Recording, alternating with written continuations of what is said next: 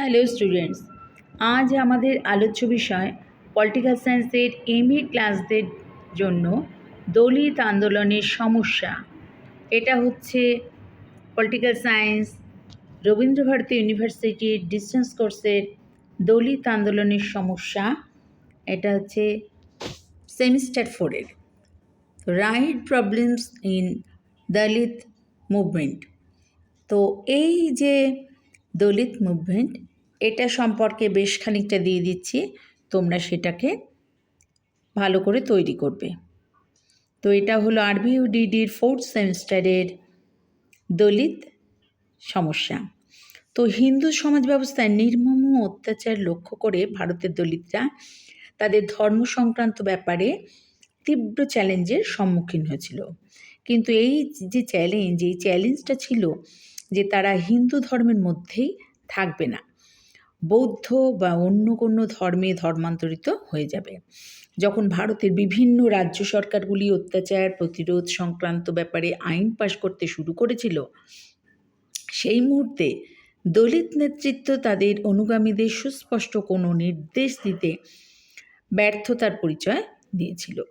কিন্তু বর্তমানে দলিত আন্দোলন বিভিন্ন সাম্প্রদায়িক শক্তিগুলো থেকে যে চ্যালেঞ্জের সম্মুখীন হচ্ছে সে সম্পর্কে তারা কিন্তু খুবই সচেতন, কিন্তু তার বিরোধিতা করার মতো কোনো কৌশল সম্পর্কে কিন্তু দলিত সম্মেলনগুলোতে কোনোভাবেই কোনো সিদ্ধান্ত কিন্তু গ্রহণ করা যায়নি।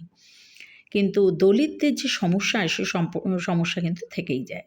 কিন্তু এই সমস্যা সম্পর্কে সম্মেলনগুলিতে আলোচনা হয়েছিল যে কিভাবে বিশ্বায়ন, কিভাবে বেসরকারীকরণ, কিভাবে উদারীকরণ, কিভাবে তথ্য বিপ্লব ইত্যাদি এই সমস্ত প্রক্রিয়াগুলিকে প্রবল আক্রমণের হাত থেকে কিভাবে রক্ষা করা যায়। তো বাস্তবে এই প্রশ্নটা কিন্তু থেকেই যায়, আর এই প্রশ্নটা কিন্তু রাষ্ট্রের পেছনে ঘুরপাক খাচ্ছে। তো তাই প্রতিটি ক্ষেত্রে ভারতীয় সংবিধানের 335 নং ধারা অনুসারে দলিতদের জন্য কিন্তু সংরক্ষণ অপ্রয়োজনীয় কিনা সেটা দেখার বিষয়। এবং অন্যদিকে বহুজাতিক সংস্থাগুলির উত্থানের সঙ্গে সঙ্গে দেখা যাচ্ছে যে পরিচালন ব্যবস্থা, যন্ত্রবিজ্ঞান, কম্পিউটার অ্যাপ্লিকেশন ইত্যাদি এই যে ডিগ্রিধারীদের সংখ্যা দিনে দিনে কিন্তু বেড়েই চলেছে। কিন্তু দলিতরা এইসব ডিগ্রির সার্টিফিকেট কিন্তু সেভাবে জোগাতে পারছে না। আর এই পারছে না, এর কারণ যে তাদের যে মেধা নেই, বরং এই কারণে যে তারা খুব দেরি করে শিক্ষা জগতে পা রেখেছে। এই সমস্ত কিন্তু এইসব শিক্ষালাভ বা এখনও যে ব্যবসা বাণিজ্য এই সমস্ত বিষয়, এবং অধিকাংশ দলিতরা এর খরচ কিন্তু অনেকেই জোগাড় করতে পারছে না। তো এই সমস্ত সমস্যা কিন্তু থেকেই যাচ্ছে। তো এইভাবে তোমরা একটু তৈরি করবে।